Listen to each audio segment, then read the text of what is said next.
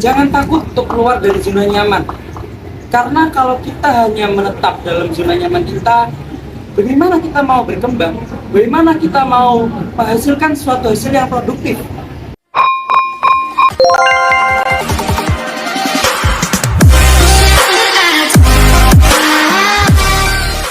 Assalamualaikum warahmatullahi wabarakatuh. Selamat pagi, salam sejahtera untuk kita semua. Bertemu dengan saya, Lailatul Fadilah, di Ngos-Ngosan. Ngobrol santai, penuh kesan. Oke, pada kesempatan kali ini kita akan membahas sebuah topik yang sangat menarik, yaitu tentang paguyuban duta.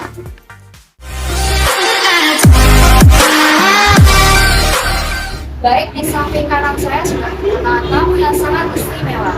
Ini Akhi Rijal Rahman dan Ukti Hanti. Mereka menjabat sebagai duta jurusan bahasa Arab. Dan di sebelahnya ada Kak Oktafa Eka Satrio. Dia menjabat sebagai duta kampus. Gimana panggilannya, Kak? Panggil Kak Oktafa. Kak Oktafa, oke.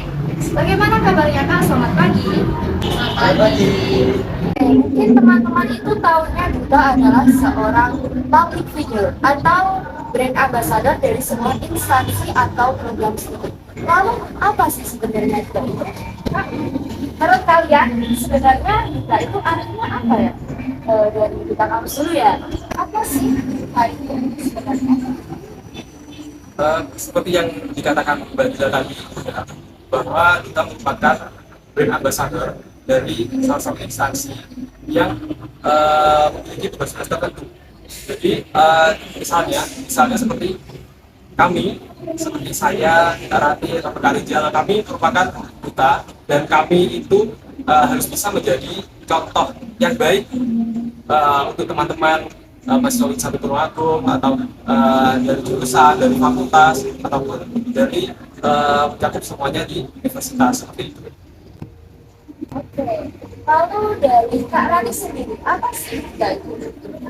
Jadi kalau menurut saya duta itu menaruh di kalau di bahasa Arab ya, itu merupakan public figure ya, seperti yang dikatakan dia dari public figure juga sebagai icon, jadi perwakilan dari seluruh mahasiswa yang dipilih, yang diberi amanah untuk menjadi cerminan suatu hasanah dan harus bisa menjadi contoh yang baik untuk mereka. Juga kita sebagai penyalur aspirasi dari mahasiswa, aspirasi ke program studi jurusan fakultas maupun ya universitas. Kalau dari Kak Rijal, bagaimana sih? Apa sih itu? Jadi dari saya sendiri ya Kak Dila, karena sudah dijelaskan dengan jelas oleh Kak Rio dan Kak Ratin, saya mungkin hanya menambah sedikit. Ya benar, kita sebagai public figure dan juga sebagai penyalur aspirasi dari teman-teman mahasiswa dan juga sebagai duta jurusan atau program studi sendiri saya sebagai promotor untuk jurusan yang saya sendiri untuk duta jurusan atau program studi. Oke. Nah, kita kan udah tahu ya apa itu duta. Lalu teman-teman itu juga kepo. Apa sih pekerjaan? Bukan pekerjaan ya. Peran seorang duta. Apakah hanya foto-foto atau membuat sebuah video gitu ya sebagai ambasador? Ya mungkin TikTok gitu ya. Sebenarnya saya tuh bertanya-tanya apa di balik layar tersebut itu apa ya? Cuma senang-senang foto-foto ibarat sebuah model gitu. Dari Kak Rio sendiri apa sih Kak peran seorang duta? Kalau saya sebenarnya kurang setuju ya, bahwa kalau mungkin ada orang yang beranggapan bahwa duta itu mungkin sekedar foto-foto ataupun cuma hadir aja di acara ataupun cuma sekedar buat apa sih, kayak buat biar saya kelihatan bahwa itu menurut saya itu yang salah. Menurut saya kurang setuju yang pendapat tersebut. Karena setelah saya masuk ke dalam kita, ternyata di dalamnya tersebut banyak sekali tugas yang harus saya emban. Pastinya kalau kita di lingkungan universitas itu tidak luput dari yang namanya promotor.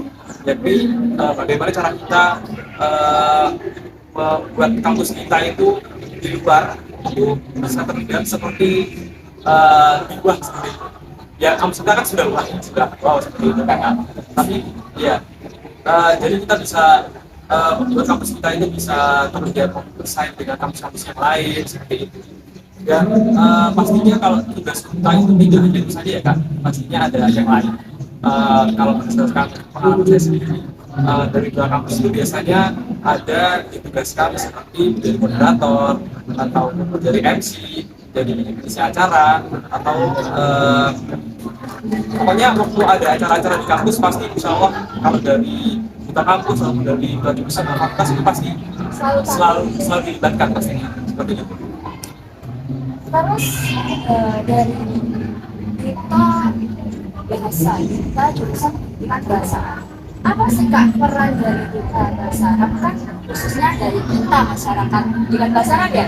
Apa ada tugas yang khusus gitu? Gimana Kak? Ya, jadi hampir sama atau mungkin bisa dikatakan sama ya dengan duta kampus.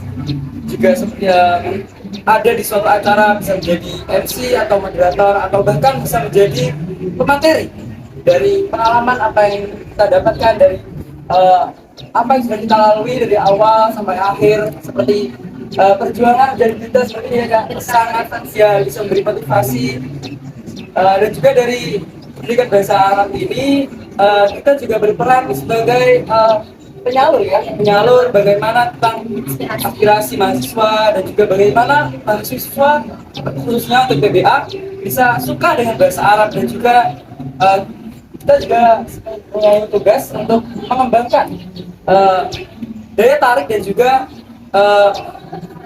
bakat minat tentang bahasa Arab atau bidang-bidang yang berada di dalam bahasa Arab.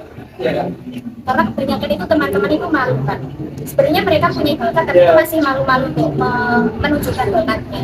Jadi ya itu termasuk dari peran kami sebagai kita untuk mensupport lah teman-teman yang memiliki bakat tersebut untuk mau menunjukkan bakat mereka. Oh oke. Gitu ya teman-teman. Sebenarnya sudah kita ketahui bahwa ternyata tugas dari seorang kita itu sangat berat, bukan hanya foto-foto atau sebuah video. Ternyata di balik layarnya mereka itu sudah melewati proses yaitu bangunan. Lalu gimana sih Kak proses kalian menjadi seorang duta seperti itu? Apa melewati proses yang mulus-mulus aja atau mendaki gunung menyusuri lembah gitu ya Kak? Jadi bisa dari kata-kata. Kalau saya sebenarnya tidak menyangka, sebenarnya saya tidak menyangka bisa menjadi duta seperti ini karena seperti yang kita tahu dulu saya itu daftar kita yang di tingkat universitas itu pada saat semester 1 setelah maba. Dulu itu saya tertariknya itu seperti ini. Dulu kan ketika kita masuk, dulu kan masih online ya, kita PBA itu online. Nah, itu kan ada sambutan, ada itu loh, dari TikTok dari Kak Adi sama Kak Bibi itu yang pakai selempang kita ya kalau nggak itu.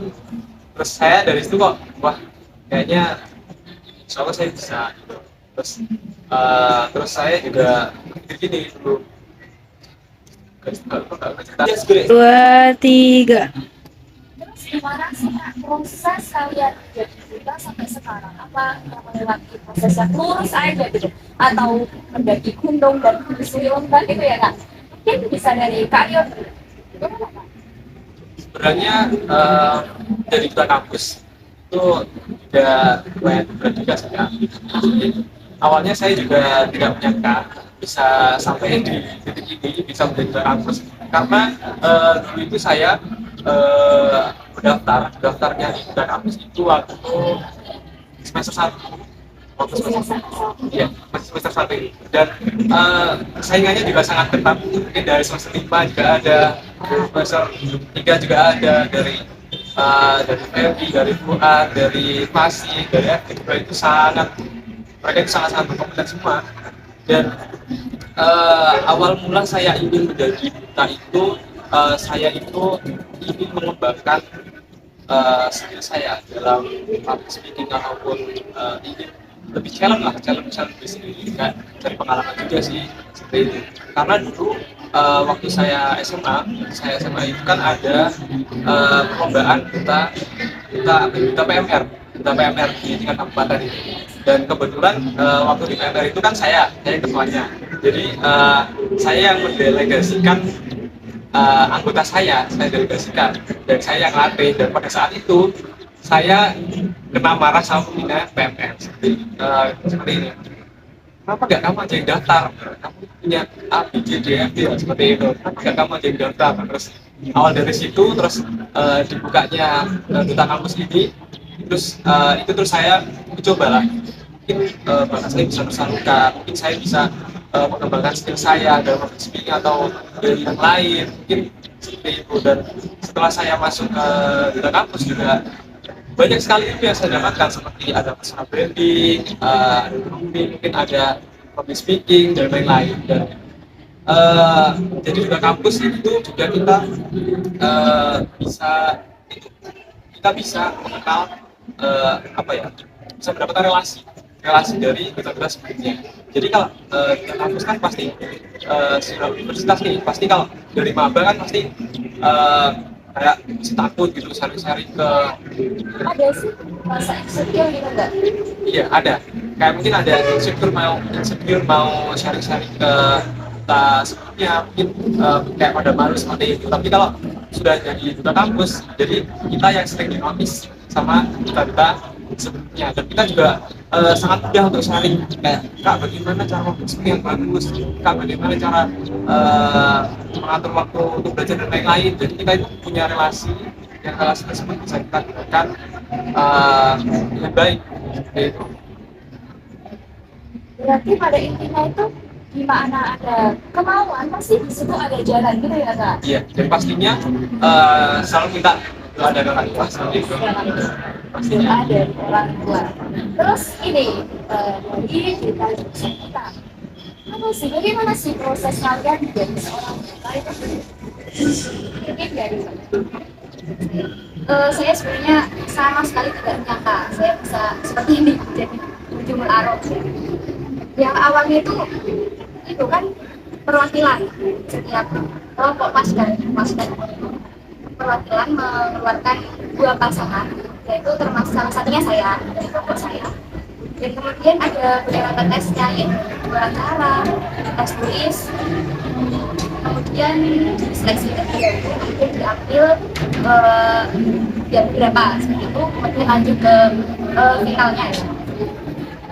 Sebenarnya saya tuh masih bingung saya mau menampilkan bakat apa saat penampilan duta itu.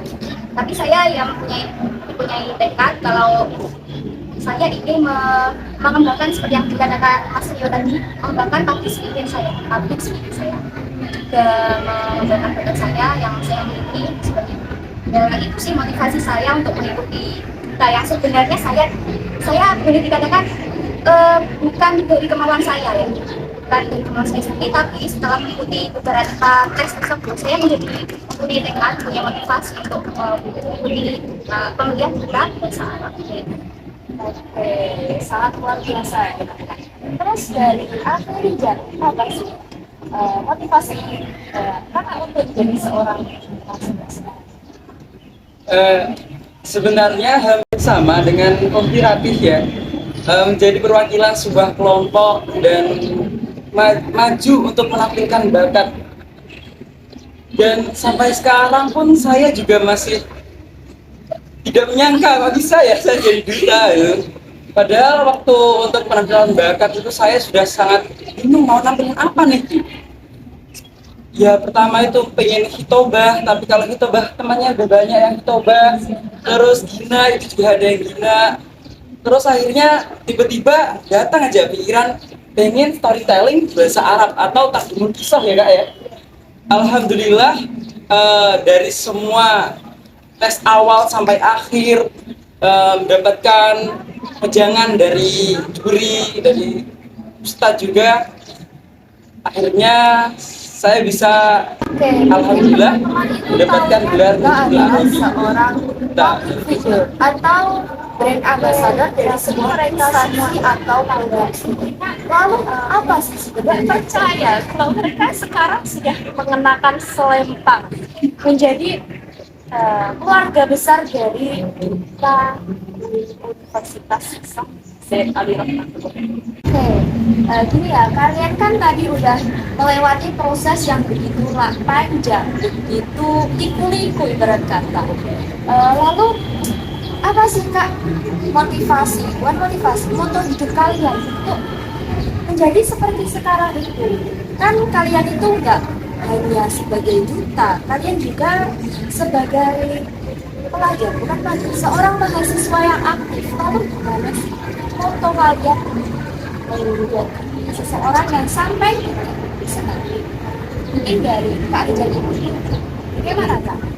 Iya, Kak Ila, dari diri saya sendiri, saya memiliki moto, apabila kita memiliki keinginan atau tekad yang kuat, pasti Allah akan memberikan jalan untuk kita yang terbaik.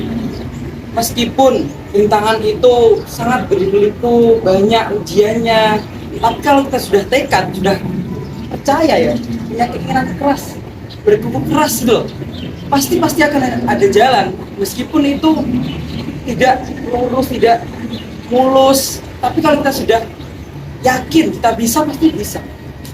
Lalu gimana sih Kak? Kan kita pernah ada di fase dimana kita ada di bawah titik terendah sendiri. Bagaimana caranya kita untuk mengupgrade semangat kita agar tetap Ya, untuk mengupgrade semangat kita bisa kita berawal dari diri kita sendiri. Kita harus bisa pandai untuk mencari cara bagaimana kita bisa bangkit dari bawah itu tadi. Seperti kita meminta nasihat kepada orang tua, sistem support yang utama itu diri sendiri, dan yang kedua dari orang tua kita bisa dinasehati bagaimana ini kok saya seperti ini. Mungkin orang tua bisa membantu, dan juga orang yang berada di sekeliling kita, teman-teman kita, banyak yang peduli dengan kita. Sebenarnya banyak, tapi kita kurang peka ya. Kayak kita tidak peduli.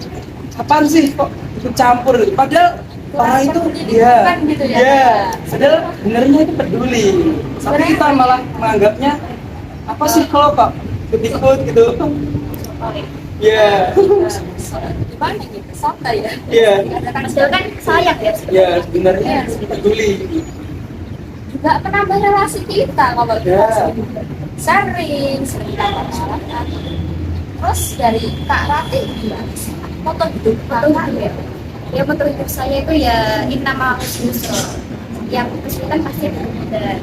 Jadi kalau kita ya memiliki kemauan untuk menggapai sesuatu, ingin sukses apa ingin planningan kita semuanya terlaksana, tercapai, itu ya harus mau sulit dulu, karena nggak mungkin kan lurus terus mulus saja, itu nggak mungkin, pasti ada lika-likunya, sekecil apapun pasti ada kerikil ya. Tapi ya dari semua itu pasti ada kemudahan, entah berapa lama kita menunggu kemudahan tersebut, tapi pasti ada. Kita harus bersabar, intinya harus sabar ya Kak.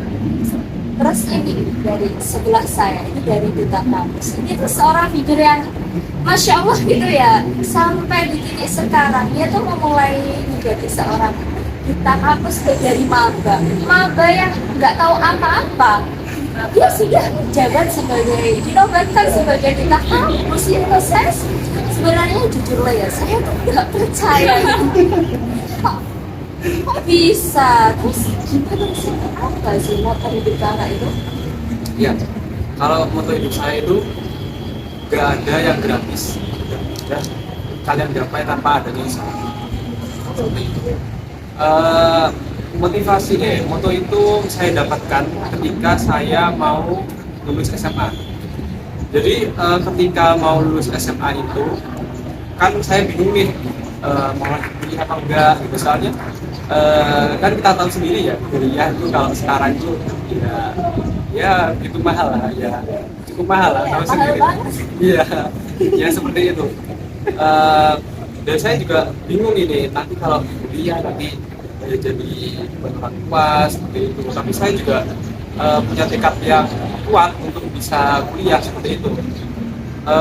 Dan pokoknya ada keyakinan gitu, keyakinan yang kuat pada diri sendiri. Saya pasti bisa, saya pasti bisa. Terus waktu di kampus ini saya mendaftar, sambil saya lolos, terus kemudian saya mengikuti itu seleksi beasiswa KIP kuliah. Nah, saya coba itu dan alhamdulillah semua sesuai dengan persyaratan. Ketika dites Inggris juga alhamdulillah saya lolos, dan waktu itu juga alhamdulillah gitu loh, kayak usahanya itu pasti berbuah seperti itu. Jadi yang penting usaha dulu lah, karena di tahu sendiri lah, di dunia ini nggak ada yang gratis. Kalau yang gratis ya pokoknya di surga. Seperti itu. Sampai mau ke kamar mandi aja kita harus bayar. Iya seperti itu. Iya kurang lebih seperti itu. Ini ya Kak, pernah nggak sih Kakak tuh merasa di fase dimana ada di bawah sendiri, merasa paling sulit, paling termisahkan sendiri gitu? Mungkin teman-teman banyak yang merasa paling down, paling menderita, mungkin paling merasa nggak ada yang support dari baik dari dalam maupun dari luar, itu nggak ada support gitu. Terus gimana sih Kak motivasi untuk mereka gitu? Perlu diketahui juga ya, sebelum saya masuk ke satu tahun ini, saya juga melewati fase yang cukup berat juga, ada beberapa fase yang cukup berat hingga saya itu mau nyerah, udah nyerah aja, nggak usah kuliah, terus kuliah aja gitu. Saya udah capek gitu loh, sudah banyak masalah sendiri. Tapi yang buat saya motivasi saya itu berasal dari orang tua. Itu orang tua itu pasti ingin yang terbaik untuk anak-anaknya. Dan ini lagi, secapek-capeknya kita, seberat-beratnya kita, itu pasti lebih beratan orang tua, lebih capek orang tua. Kayak misal kita sekolah, ya mungkin kita kalau di kampus mungkin kan itu juga kayak ada penugasan dari dosen, mungkin kita ngambil jurnal ataupun yang lain, itu kan berupa tugas tulis kan ya. Kalau orang tua pasti di rumah mikirin anak jauh-jauh dia ada di sana, nanti makannya di sana makan apa, terus juga itu cari uang buat kita bisa kuliah di sini, seperti itu. Ya itu sih motivasi saya dari orang tua itu. Intinya tuh kita harus selalu melibatkan orang tua dalam proses kita ya Kak. Iya, dan ini bentar, satu lagi, dan jangan pernah takut untuk mencoba, dan jangan pernah takut untuk gagal. Seperti itu, karena kalau kita nggak mencoba, kita nggak bakal tahu kedepannya seperti apa. Seperti itu. Jadi dulu saya juga masuk kampus ini tuh, nanti saya gimana, terus nanti saya di sana ikut organisasi apa aja, dan itu seperti saya jadi duta ini juga itu mengalir. Saya juga masih nggak nyangka gitu loh, jadi duta seperti ini, seperti itu. Intinya kita jangan takut salah dan salah gitu ya mungkin. Tapi ini pertanyaan yang muncul dari pikiran saya. Kalau udah sering coba, selalu coba, belum ada hasilnya, itu gimana sih Kak sebenarnya? Tetap kokoh untuk mencoba itu gimana? Ada suatu cerita penemu lampu ya kayaknya, kalau salah koreksi ya. Penemu lampu itu dulu menciptakan sebuah lampu itu setelah percobaan ke 100 kalau nggak 1000, saya lupa. Jadi percobaan seperti itu. Jadi percobaan ke 1001 itu dia baru berhasil seperti itu. Jadi yang saya pikirkan juga seperti itu, kayak gagal, nanti pasti ujungnya juga kita akan berhasil, pasti endingnya juga insya Allah bagus berhasil. Dan pastinya kita juga harus minta doa kedua orang tua, itu pastinya itu sangat juga sih. Gitu. Oh, dari awal dari cerita itu saya sampai sekarang itu ya, kalau semisal ada kegagalan ya udah nggak apa-apa, penting sudah mencoba, jangan pernah takut gagal, Selalu yakin. selalu yakin. Pokoknya yakin. Iya, seperti itu. Kalau dari kakaknya, apa sih motivasi untuk teman-teman kita yang mungkin masih nyaman dengan zona nyamannya, mereka masih mager lah intinya, kalau mau bekerja, mau mengupgrade dirinya itu mager. Gimana sih motivasinya Kak? Ya kalau saya itu jangan takut berkembang ya. Ya untuk generasi kita sebagai generasi muda ya. Kalau enggak, maksudnya kalau cuma gitu aja itu ya sih bingung sih. 2, 3. Terus ini dari bahasa kita, gimana sih motivasi kalian untuk teman-teman kita yang masih nyaman dengan zona nyamannya? Mereka tuh masih suka scroll TikTok dan sambil rebahan gitu ya. Mereka tuh kayak mau bergerak aja tuh mager, ambil minum aja tuh mager. Apa dulu? Ini bisa diminum dulu untuk menghilangkan rasa dahaga di tenggorokan. Iya sih dulu kan. Oh iya kayaknya. Kayaknya saya penasaran sama kakaknya, Kak Rijal. Gimana sih Kak motivasi? Ya, untuk motivasi ke teman-teman mahasiswa semuanya, jangan takut untuk keluar dari zona nyaman. Karena kalau kita hanya menetap dalam zona nyaman kita, bagaimana kita mau berkembang? Bagaimana kita mau menghasilkan suatu hasil yang produktif? Sedangkan kita hanya masih dalam zona nyaman kita dan kita tidak mau melakukan hal yang lain. Jadi untuk teman-teman, jangan takut untuk keluar dari zona nyaman. Kita harus berani melakukan hal yang lain yang belum pernah kita lakukan. Kayak kata Kak Ri, jangan takut untuk mencoba dan jangan takut untuk salah. Jadi kita harus keluar dari zona nyaman dan mencoba hal yang baru, entah itu gagal atau berhasil, yang penting sudah keluar dari zona nyaman kita. Gitu Kak. Kalau dari Kak Rijal gimana Kak? Ya kalau dari saya itu motivasi saya untuk teman-teman semuanya yakni jangan takut berkembang. Seperti yang dikatakan oleh Kak Rizal tadi, keluar ya. Iya.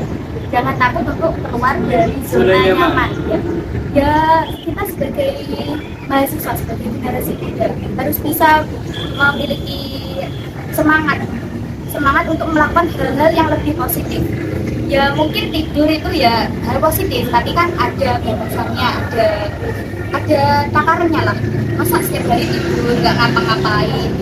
Kan lebih baik melakukan hal yang lebih positif. Kita lebih baik menyesal karena melakukan daripada menyesal tidak melakukannya. Oke, luar biasa ya Kak. Motivasi dari kakak-kakak kita ini sangat membangun. Semoga teman kita yang masih nyaman dengan zona nyamannya bisa tergugah untuk mengupdate dirinya lebih baik. Oke, kesimpulannya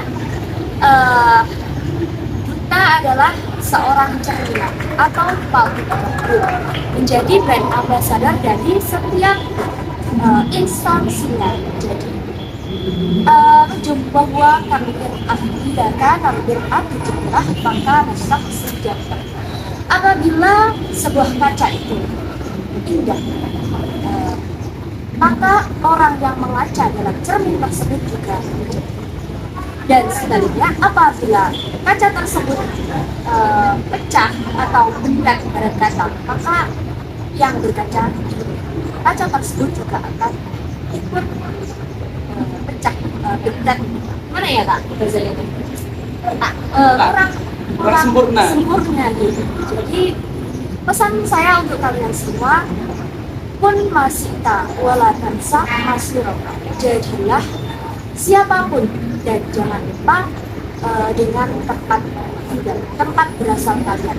Mau siapapun kita, mau dari manapun latar belakang kita, asal kita punya kemauan, pasti di situ ada jalan. Dan jangan lupa ridho Allah, ridho walidain. Ridhonya Allah itu juga ridho orang tua. Jangan melupakan, intinya selalu melibatkan orang tua dimanapun kita berada, melibatkan dimanapun proses kita juga. Oke, terima kasih kepada narasumber kita yang sangat istimewa. Semoga apa yang mereka ceritakan, pengalaman mereka akan bermanfaat untuk kita semua. Amin. Saya Lailatul Nurfadilah, sampai jumpa di ngos-ngosan berikutnya. Wassalamualaikum warahmatullahi wabarakatuh. Ilaliko.